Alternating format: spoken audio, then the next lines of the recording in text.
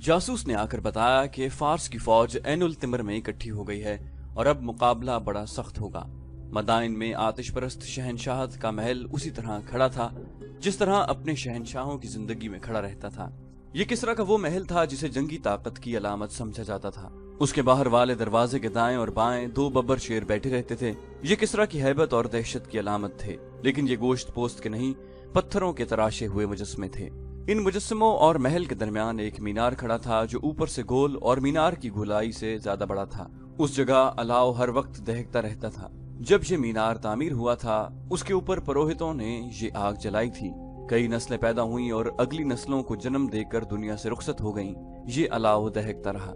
इससे उठता हुआ धुआं महल की फजा में यूं मंडलाता रहा जैसे जरतुश्त ने इस महल को अपनी पनाह में ले रखा हो। अलाव अब भी दहक रहा था। उसका धुआं अब भी किसरा के महल की फजा में मंडला रहा था, लेकिन ऐसे लगता था जैसे ये धुआं महल को पनाह में लेने की बजाय खुद पनाह ढूंढ रहा हो। महल जो दूसरों के लिए कभी हैबत का निशान था अब खुद उस पर हैबत तारी थी। उसकी शान और शौकत पहले जैसी ही लगती थी, जाहो जलाल भी पहले जैसा था, मगर उसके मकीन अब साफ तौर पर महसूस करने लगे थे कि इस महल पर आसेब का असर हो गया है। मौत की दबी दबी हंसी की आवाज दिन रात सुनाई देती थी। एक गैबी हाथ किसरा के जवाल की दास्तान उसके खानदान के खून से लिख रहा था। कहाँ ये वक्त के उर्दशेर के मरने के बाद इस तख्त पर जो बैठता था वो पुरस्रार तौर पर कत्ल कर दिया जाता। 2-4 सालार थे जो फारस की लरजती हुई डोलती हुई इमारत को कुछ देर और थामे रखने की कोशिश कर रहे थे। ईरान की नौखेज हसीनाएं अब भी उस महल में मौजूद थीं, मगर रक्स की अदाएं नहीं थीं। साज खामोश थे, नगमे चुप थे। शराब की बू पहले की तरह मौजूद थी, मगर इसमें खून की बू शामिल हो गई थी।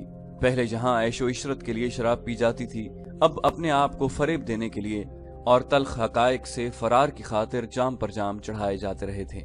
अब मदाइन का महल तख्तो ताज के हुसूल का मैदान जंग बन गया था। दरपर्दा जोड़ तोड़ हो रहे थे। इसी महल से खालिद रजी अल्लाह अन्हु और उनकी सिपाह पर तंज के ये तीर चलते थे कि अरब के बद्दुओं और लुटेरों को फारस की शहनशाही में कदम रखने की जरूरत कैसे हुई। वो कभी वापस न जाने के लिए आए हैं, उन्हें मौत यहाँ ले आई है, मगर अब फारसियों को खुद अपनी शहनशाही में कदम जमाए रखने की जरूरत नहीं हो रही। दूसरों पर दहशत तारी करने वाले तख्तो ताज पर खालिद रजी अल्लाह अन्हु की और मदीना के मुजाहिदीन की दहशत तारी हो गई थी। मदाइन में अब शिकस्त और पसपाई के सिवा कोई खबर नहीं आती थी। जुलाई 633 ईस्वी के एक रोज मदाइन में आतिशपरस्तों को अपनी एक और शिकस्त की खबर मिली। खबर लाने वाला कोई कासिद नहीं बल्कि हाकिम साबात शहरजाद था और उसके साथ उसके शिकस्त खुर्दा फौज के बेशुमार सिपाही थे। उनके इस्तकबाल किसरा के नामवर सालार बहमन जाजोया ने किया। उनकी हालत देखकर ही वो जान गया कि वो बहुत बुरी शिकस्त खाकर आए हैं। बहमन जाजोया ने कहा, शेरजाद तुम्हारे पास हथियार भी नहीं, मैं तुमसे क्या पूछूं? शेरजाद ने थकी हारी आवाज में कहा, तुम्हें पूछना भी नहीं चाहिए, तुम भी तो उनसे लड़े थे। क्या तुम पसपा नहीं हुए? क्या तुम कले में बंद नहीं थे? बहमन जाजोया ने कहा, कले के इर्द गिर्द खंदक थी, मुसलमान उड़ तो नहीं सकते, इतनी चौड़ी खंदक उन्होंने कैसे उबूर कर ली? शेरजाद ने उसे तफसील से बताया कि मुसलमानों ने उसे किस तरह शिकस्त दी। शेरजाद ने कहा, मेरे सालार नाअहल और बुज़दिल निकले और मुझसे ये गलती हुई कि मैंने ईसाइयों पर भरोसा किया। मुझे बताया गया था कि ये जबरदस्त लड़ाके हैं, लेकिन इन्हें मालूम ही नहीं कि लड़ाई क्या होती है। तुम शायद ये नहीं देख रहे कि तुम पसपा होकर मुसलमानों को अपने पीछे ला रहे हो, बहमन जाजोया ने कहा, और तुम्हें ये नहीं मालूम कि मदाइन में क्या हो रहा है। शाही खानदान तख्त की विरासत में आपस में लहूलुहान हो रहा है। फारस की आबरू के मुहाफिज हम 4 सालार रह गए हैं, और जब तख्त सालारों की तहवील में आ जाए तो वो शाही खानदान की तरह एक दूसरे के दुश्मन हो जाएंगे। शेरजाद ने कहा और राजदारी के लहजे में कहने लगा, क्या तुम अभी तक महसूस नहीं कर सके कि फारस की शहनशाही का जवाल शुरू हो चुका है? क्या हमारा सूरज डूब नहीं रहा? बहमन जाजोया ने कहा, शेरजाद इस हल्फ को न भूलो जो हमने जरतुश्त के नाम पर उठाया था कि फारस को दुश्मन से बचाने के लिए हम अपनी जानें कुर्बान कर देंगे। तुमने गलती की है जो यहाँ चले आए हो। कहाँ जाता? बहमन जाजोया ने कहा, ऐनुल तिमर। ऐनुल तिमर अभी महफूज है, बल्कि ये हमारा एक महफूज अड्डा है। कलादार मेहरान बिन बहराम लड़ना और लड़ाना जानता है। इत्तला मिलते ही उसने चंद एक बद्दुई कबीलों को भी ऐनुल तिमर में इकट्ठा कर लिया है। अगर मुसलमानों ने उधर रुख किया तो ऐसे ही होगा जैसे वो पहाड़ से टकराए हों। उनमें पसपा होने की भी हिम्मत नहीं होगी। वो मुसलसल लड़ते आ रहे हैं। वो जिन्नात तो नहीं, आखिर इंसान हैं। इनमें पहले वाला दमखम नहीं रहा। शेरजाद ने कहा, लेकिन मैंने उन्हें ताजा दम पाया है। मैंने उनमें थकन और कम हिम्मती के कोई आसार नहीं देखे, और बहमन मुझे शक होता है जैसे वो नशे में बदमस्त थे। ऐसे बेजिगरी से वही लड़ सकता है जिसने कोई नशा कर रखा हो। बहमन जाज़ोया ने कहा, मैं ये नहीं कहूंगा कि उनका अकीदा सही है, लेकिन मैं ये जरूर कहूंगा कि उन पर अपने अकीदे का नशा तारी है। हम अपनी सिपाह में ज़हनी कैफियत पैदा नहीं कर सकते। तुम कह रहे थे कि मुझे ऐनुल तिमर चले जाना चाहिए था। शेरजाद ने कहा, क्या यह बेहतर नहीं होगा कि मैं तुम्हारे साथ रहूं और अपनी सिपाह को मुनज़्ज़म करूं, फिर मुसलमान पर जवाबी हमले की तैयारी करें। बहमन जाज़ोया ने कहा, अब तुम्हारा ऐनुल तिमर जाना भी ठीक नहीं, हमें सोच समझकर अगला कदम उठाना पड़ेगा। ऐनुल तिमर अंबार के जुनूब में फरात के मशरकी किनारे से कई मील दूर हटकर अंबार की तरह एक बड़ा तिजारती मरकज हुआ करता था। आज सिर्फ एक चश्मा उसकी निशानी रह गई है।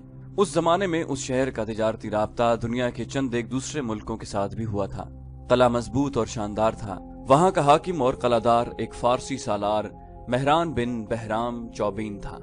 मेहरान देख रहा था कि मुसलमान फारस की फौज को हर मैदान में शिकस्त देते आ रहे हैं और जो कला उनके रास्ते में आता है वो रेत का घरौंदा साबित होता है। उसने तहिया कर लिया कि मुसलमानों को शिकस्त देकर फारस की तारीख में नाम पैदा करेगा। उसने ये भी देख लिया था कि फारस की फौज मुसलमानों को रोकने में न सिर्फ नाकाम रही है, बल्कि सिपाहियों ने अपने ऊपर मुसलमानों की दहशत तारी कर ली है। इस खतरे को खत्म करने और अपनी नफरी बढ़ाने के लिए उसने ईसाई और दीगर अकीदों के कबीलों को ऐनुल तिमर में इकट्ठा कर लिया था। उनमें बनी तगलब, निमर और अय्याद के कबीले खास तौर पर काबिल जिक्र थे। ये सब अरब के बद्दू थे। उनके सरदार अका बिन अबी अका और हजील थे। ये दोनों उस वक्त के माने हुए जंगजू थे। ये कबीले किसरा की रियाया थे। एक तो वो खुद अपने आकाओं को खुश करना चाहते थे, दूसरे ये कि मेहरान बिन बहराम ने उन्हें बहुत ज्यादा मुराद और इनामात देने का वादा किया था, और फारस से वफादारी की तीसरी वजह यह थी कि इन कबीलों के सरदारों और दीगर बड़ों को एहसास था कि मुसलमान सिर्फ मुल्क फतह करने नहीं, बल्कि वो उनके अकीदों पर हमला करने आए हैं और उन पर अपना अकीदा मुसल्लत करेंगे। उस रात ऐनुल तिमर में बहुत बड़ी ज़ियाफत दी गई। ये जश्न का समा था। ईरान की बड़ी हसीन नाचने और गाने वालियां अपने फन का मुजाहरा कर रही थीं। ये ज़ियाफत उन बद्दुई कबीलों के सरदारों और सरकर्दा अफराद के एजाज में दी गई थी। शराब पानी की तरह बह रही थी। उन बद्दुओं ने ऐसी ज़ियाफत और ऐसी अय्याशी कभी ख्वाब में भी नहीं देखी थी। बड़ी खूबसूरत और जवान औरतें उन्हें शराब पिला रही थीं और उनके साथ फौहिश हरकतें कर रही थीं। मौर्रिखों ने लिखा है कि इस कैफियत में जब उन पर शराब और औरत का नशा तारी था, बद्दुई कबीलों के एक सरदार अका बिन अबी अका ने मेहरान बिन बहराम से कहा कि वो अपनी फौज को पीछे रखे और बद्दुई कबीले आगे जाकर मुसलमानों को ऐनुल तिमर से दूर जाकर रोकेंगे। मेहरान बिन बहराम ने कहा, अगर तुम ऐसा ही बेहतर समझते हो तो मुझे कोई एतराज नहीं, लेकिन मुझे डर है कि तुम्हारे कबीले हमारी फौज के बगैर नहीं लड़ सकेंगे। अका ने कहा, हम अरबी हैं, अरबों से लड़ना सिर्फ हम जानते हैं। अरब के इन मुसलमानों से हमें लड़ने दो। फारसियों ने उनके मुकाबले में आकर देख लिया है। मशहूर मौरिख तिबरी ने मेहरान और अका की ये गुफ्तगू उन्हीं के अल्फाज में अपनी तारीख में शामिल की है। मेहरान बिन बहराम ने कहा, मैं तस्लीम करता हूँ, तुम्हारी बहादुरी को मैं तस्लीम करता हूँ अका। जिस तरह हम अजमियों के खिलाफ लड़ने के माहिर हैं, उसी तरह तुम अरबों के खिलाफ लड़ने में महारत रखते हो। तुम इन अरबी मुसलमानों को काट फेंकने के लिए आगे चले जाओ। मेरी फौज तुम्हारे करीब ही कहीं मौजूद होगी। जो ही जरूरत पड़ी हम तुम्हारी मदद को पहुंच जाएंगे। रात गुजर गई। सुबह फारस की फौज के 2 सालार मेहरान बिन बहराम के पास गए। रात को हमने आपकी और अका की बातचीत में दखल देना मुनासिब न समझा। एक सालार ने कहा, हमने बोलने की जरूरत इसलिए भी न समझी कि रात को ये बातचीत नशे की हालत में हो रही थी। मेहरान ने कहा, मैं पूरी तरह होश में था, कहो क्या कहना चाहते हो।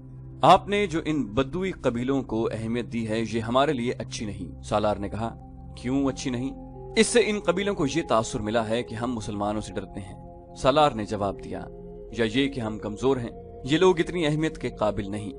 दूसरे सालार ने कहा, अगर बद्दुई कबीलों ने मुसलमानों को शिकस्त दे दी तो कहा जाएगा कि ये फतह इन कबीलों की है, और अगर ये न होते तो हम एक और शिकस्त से 2-4 होते।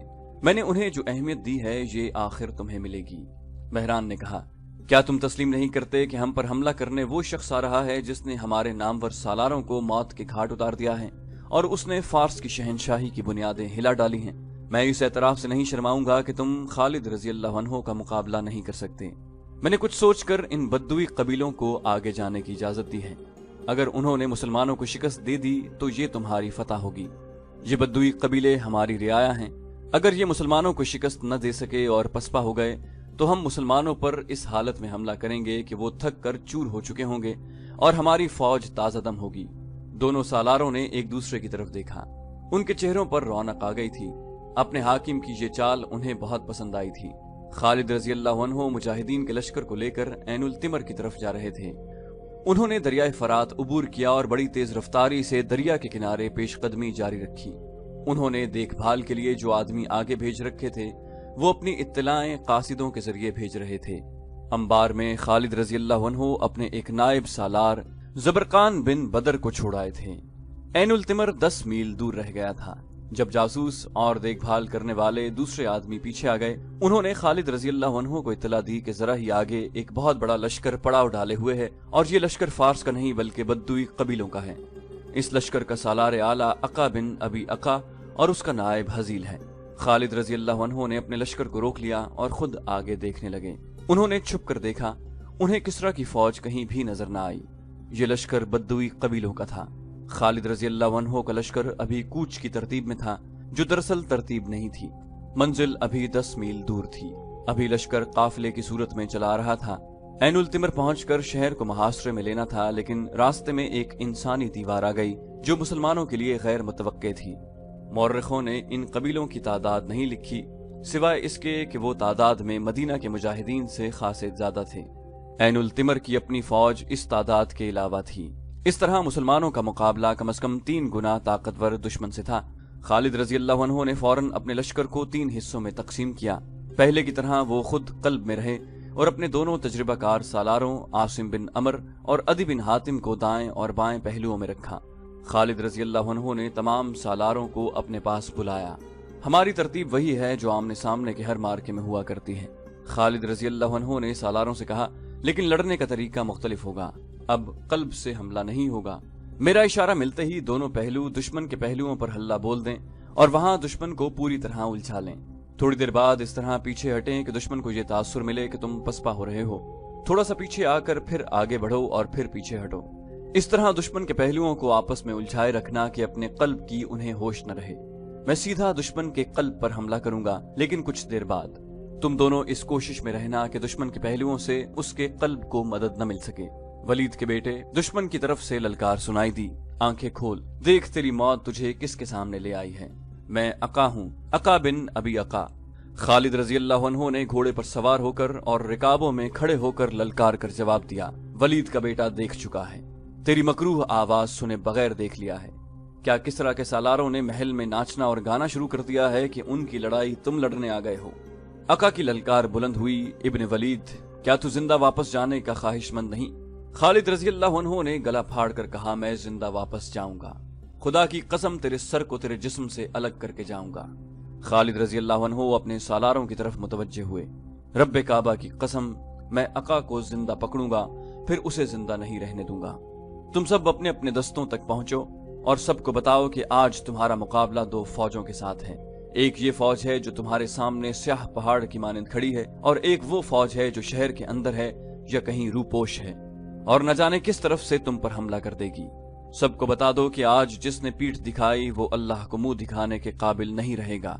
मौरिख लिखते हैं कि मदीना के मुजाहिदीन मुसलसल लड़ रहे थे और कूच कर रहे थे और उनकी तादाद भी कम थी। ऐनुल तिमर में दुश्मन को ललकार कर खालिद रजी अल्लाह अन्हु बज़ाहिर गलती कर रहे थे, लेकिन खालिद रजी अल्लाह अन्हु के चेहरे पर संजीदगी जरूर थी। परेशानी की हल्की सी भी झलक नहीं थी। उन्हें दुश्मन ललकार रहा था। खालिद रजी अल्लाह अन्हु ने इशारा दे दिया। एक पहलू से सालार आसिम बिन अदी और दूसरे पहलू से सालार अदी बिन हातिम ने बद्दुई कबीलों के लश्कर के पहलुओं पर हमला कर दिया। अका बिन अबी अका अपने लश्कर के कल्ब में था और उसकी नजर मुसलमानों के कल्ब पर थी जहां खालिद रजी अल्लाह अन्हु थे। उसे तवक्को थी कि दस्तूर के मुताबिक सामने से कल्ब के दस्ते हमला करेंगे, मगर खालिद रजी अल्लाह अन्हु दस्तूर से हट गए थे। दोनों फौजों के पहलू जब गुत्थम गुत्था हुए तो थोड़ी देर में अपनी उड़ाई हुई गर्द में छुप गए थे।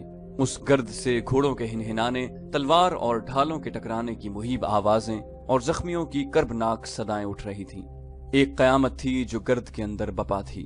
पहलुओं के दोनों सालारों ने खालिद रजी अल्लाह अन्हु की हिदायत के मुताबिक अपने दस्ते पीछे हटाए। बद्दुई कबीले इस खुशफहमी में मुसलमानों के पीछे गए कि मुसलमान पसपा हो रहे हैं। वो जोश खरोश से नारे लगा रहे थे, लेकिन मुसलमान रुक गए और उन्होंने दुश्मन पर ऐसा दबाव डाला कि वो पीछे हटने लगे। मुसलमान एक बार फिर पीछे हटने लगे। बद्दुई फिर उनके पीछे आ गए। इस तरह मुसलमानों ने दुश्मन के पहलुओं को ऐसा उलझाया कि उन्हें अपने कल्ब की होश न रही। गर्द इतनी ज्यादा हो गई थी कि पता ही नहीं चलता था कि उसके अंदर क्या हो रहा है। खालिद रजी अल्लाह अन्हु बड़ी गौर से देख रहे थे। उनकी नजर अका पर थी, जो मौर्रखीन के मुताबिक ये देख देख कर परेशान हो रहा था कि मुसलमानों का कल्ब आगे क्यों नहीं बढ़ता। मुसलमानों के कल्ब के दस्तों का अंदाज कुछ ऐसा ढीला ढाला सा था जैसे वो हमला नहीं करना चाहते। अका बिन अबी अका ने जब मुसलमानों के कल्ब के दस्तों को इस लाताल्लुकी की हालत में देखा तो उसने मुसलमानों के पहलुओं के दस्तों को कुचलने के लिए कल्ब से खासी नफरी अपने पहलुओं की मदद के लिए भेज दी। खालिद रजी अल्लाह अन्हु उसे इसी धोखे में लाना चाहते थे जिसमें वो आ गया। खालिद रजी अल्लाह अन्हु ने अपने मुहाफिजों को साथ रखा। उन्हें वो बता चुके थे कि अका को जिंदा पकड़ना है। खालिद रजी अल्लाह अन्हु ने कल्ब के दस्तों को दुश्मन के कल्ब पर हमले का इशारा दे दिया। अका के लिए हमला अचानक और गैर मुतवक्के था। खालिद रजी अल्लाह अन्हु ने अपने मुहाफिजों से अका और उसके मुहाफिजों को घेरे में ले लिया। अका के मुहाफिज बेजिगरी से लड़ रहे थे। मुसलमानों को वो करीब नहीं आने दे रहे थे। अका उनके दरमियान में था। मुसलमानों के दस्तों ने बद्दुई कबाइलियों के पांव उखाड़ दिए।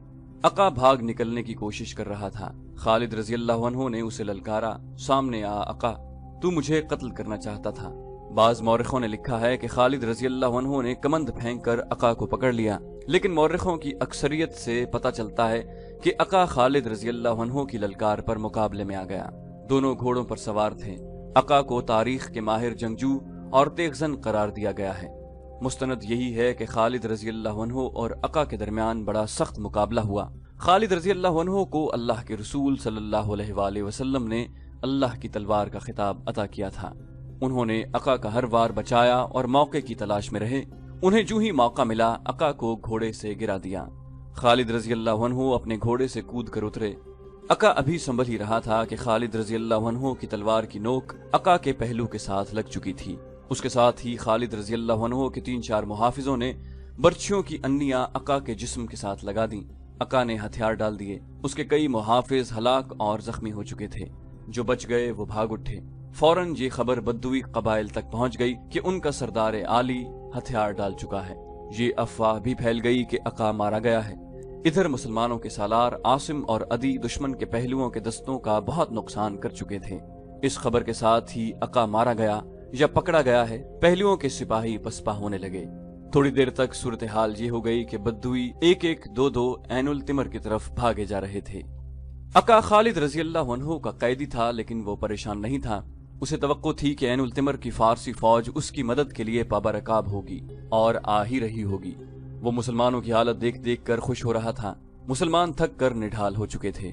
खालिद रजी अल्लाह अन्हु ने अपने कासिदों को बुलाया। तमाम सालारों और कमांदारों को पैगाम दो कि बद्दुई लश्कर की पसपाई को अभी अपनी फतह न समझें।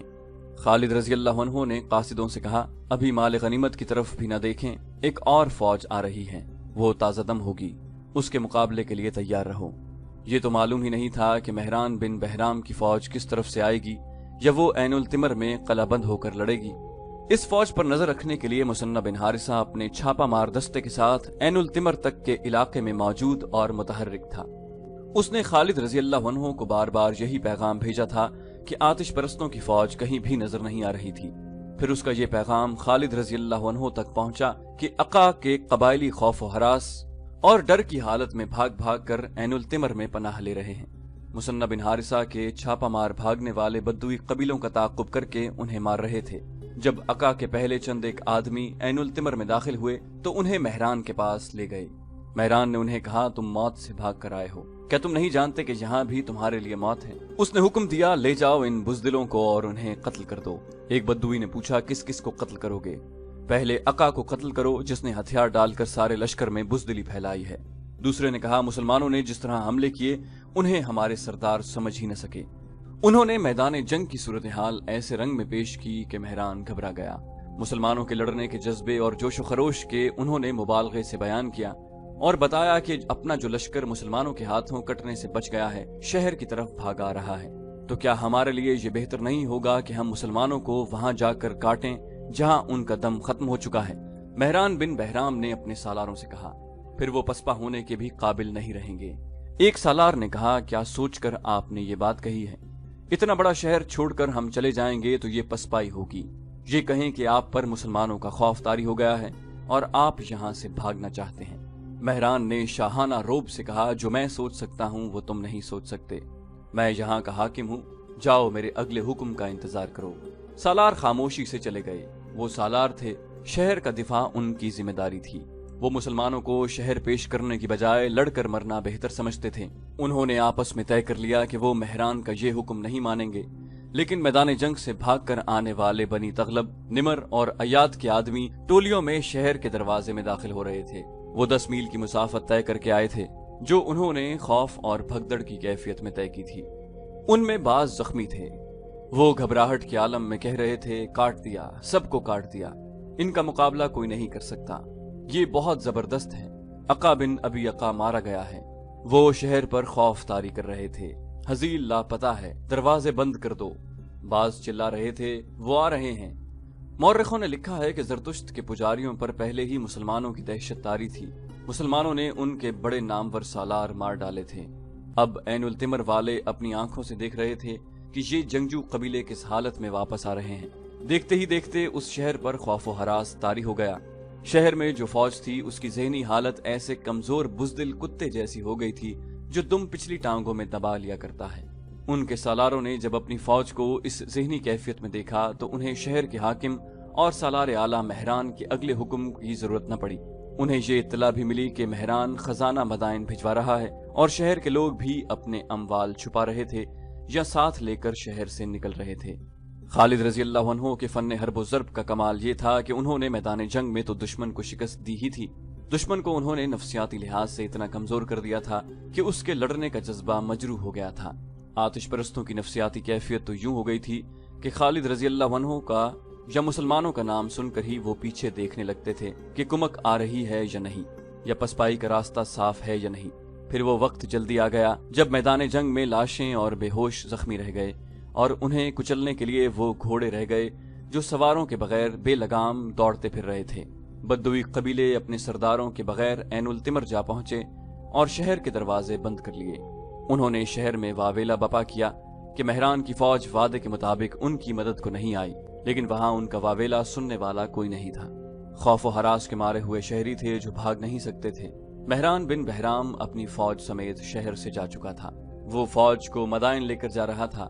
وہ عقا اور حزیل اور دوسرے قبائلی سرداروں کو کوس رہا تھا۔